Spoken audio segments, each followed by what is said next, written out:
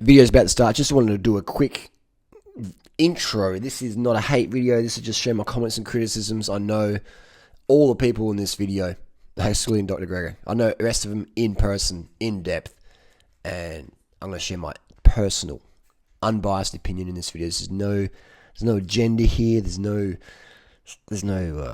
spite. There's nothing. It's just pure personal experience, pure ethics, just purity. All right, let's get to the video. Thanks for watching. All right, if you like this type of video, give it a thumbs up. If you don't, give it a thumbs down. Jeff Nelson from Veg Source, a guy I rate.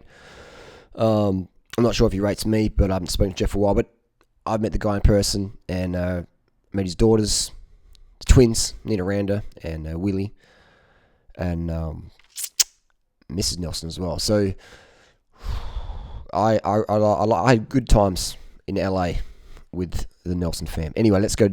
I have vasectomies, vegan, and Veg Source. This is a little bit of a history. Veg Source was on the first forums I was back on in 2005, and I used to be on the Veg Source forum every day, pumping it out. All right, let's go hear what Jeff's got to say. Actually, to give you context of you, I'm starting 8 minutes in.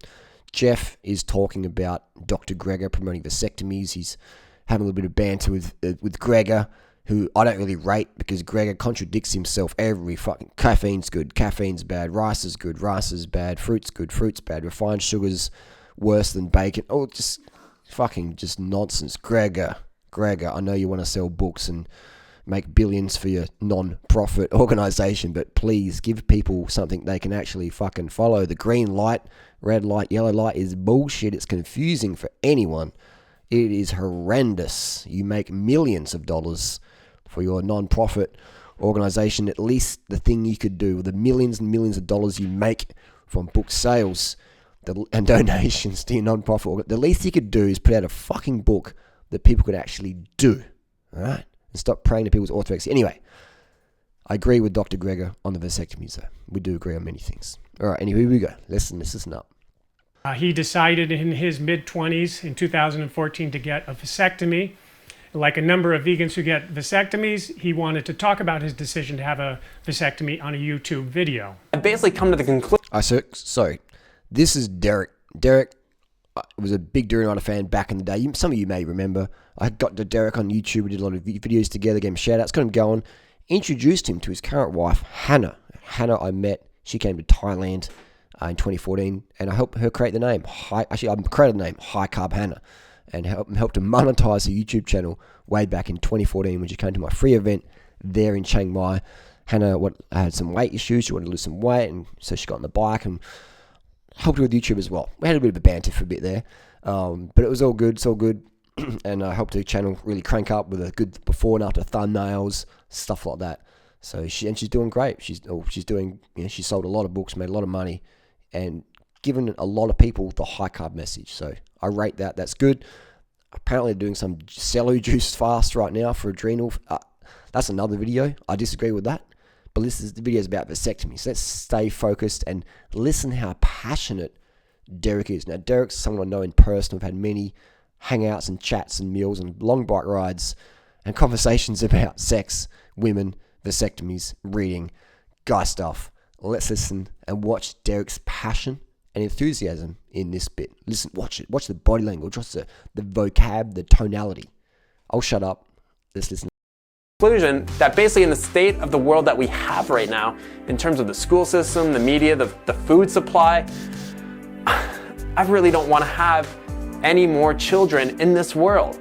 And the second thing that people have been saying to me is that, hey, what if you find the perfect girl? What if you find the perfect girl for you and she wants to have children with you? The perfect girl for me would not want to have biological children with me. She'd be fine with adopting.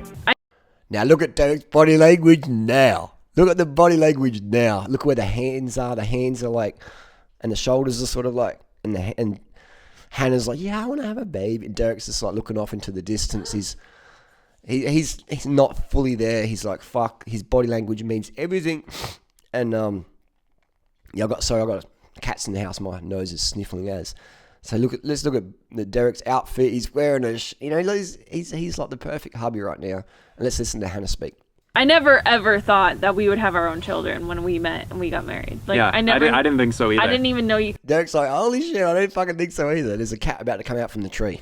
could get a vasectomy reversal until we moved to Tucson and saw the clinic here. Whereas now, There's a jump cut there. What happened in the jump cut? Look at Derek's body language. Now he's getting a bit more like assertive. He's like, he's still looking at something beyond the camera. He's looking at the ground. You know, he's not looking at Hannah. He's not excited. He ain't excited. He's like, I feel like it really is like the biggest dream. Look how happy Hannah looks. Look at her face right now. Look, this is telling body language. This is FBI forensic. Hannah's face. I know Hannah personally, and I know Derek personally. Derek is like, Hannah's like, yeah, awesome, really cool. Derek's like, fuck.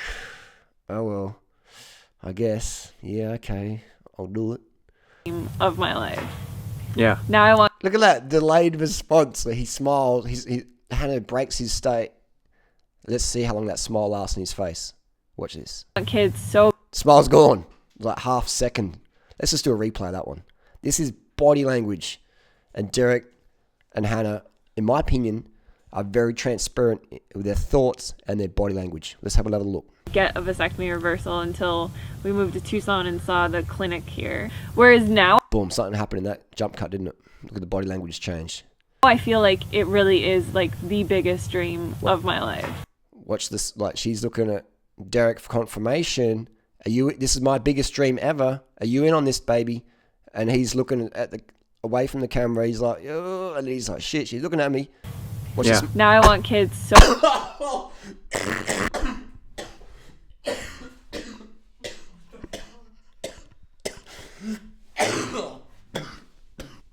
See that? You know what I mean? That face, Derek's looking at me through the fucking camera and he's like, fucking durianrider is going to be watching this. Oh my God. so badly that Derek just stared at me through the fucking lens of that Sony SLR. I just couldn't imagine not having them. The idea And of then another jump cut. Derek's like, fucking on. Derek's like, got ants in his pants. He's like, fucking durianrider. having a family and Hannah's like, can you say something now, baby? Jump cut. raising our own children has really become so much more kind of like fascinating. Fascinating.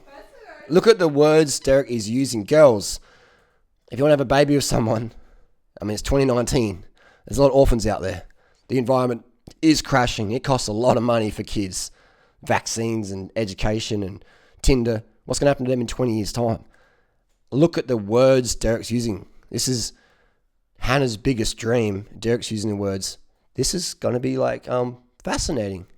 Derek's not there. He's not in it. This is going to be a big mistake, in my opinion, for these two people that I know personally. And I've seen them grow over the years. To us, or we've been so much more attracted to it. Attracted to it. You know? And listen to Jeff. Jeff, who doesn't know these people as well as I do. What's Jeff going to say? Difference 4 years can make. What seemed to make sense to Derek when he was in his 20s, 4 or 5 years later now, it seems like maybe he made a mistake. Did Derek make a mistake? Derek recently had his vasectomy reversed. That's a mistake in my opinion.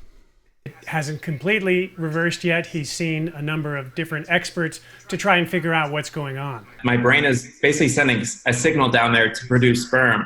But for some reason, over the last... Look at this, man. I know Derek really well. And he's just like, you know, this is like he's been kidnapped by aliens. And let's listen. I haven't seen this bit. 4 sperm tests that I've had, I haven't actually produced anything. So we're not exactly sure why that's happening.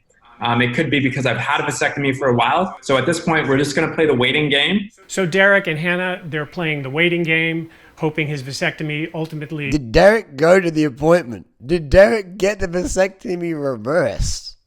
Did he? Who knows? I wouldn't have. will be fully reversed, and then they can get pregnant. Well, But what if the kid's born with some issues? Or why not just adopt? Why not be a foster parent? Why not be a coach? Why not have live-in people? You know? Why not have some underprivileged children come live with you for a few weeks or whatever? I'm sure you both got friends with kids who need some the parents need a holiday or whatever, they can send them to you. Why not do that?